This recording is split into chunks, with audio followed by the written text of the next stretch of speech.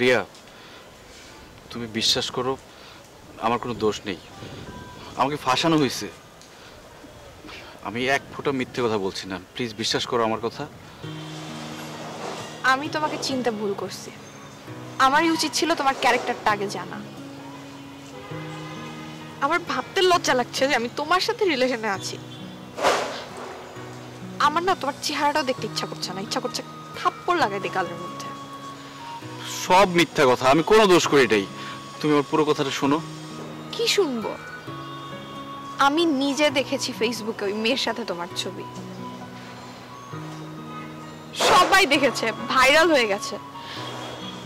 আমি এখন কিভাবে লজ্জায় সবার কাছে মুখ দেখাবো?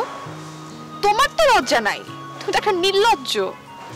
তুমি না শুনলে তো বুঝতে পারবে না, আমার কোনো দোষ নেই, আমি একদম ইনোসেন্ট। দোষ তো আমার।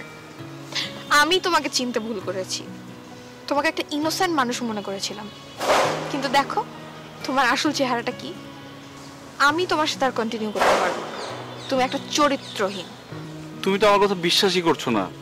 বিশ্বাস করো আমি ক্যারেক্টারলেস না। কাল থেকে না আমিও দেখাবো আমি কি করতে পারি।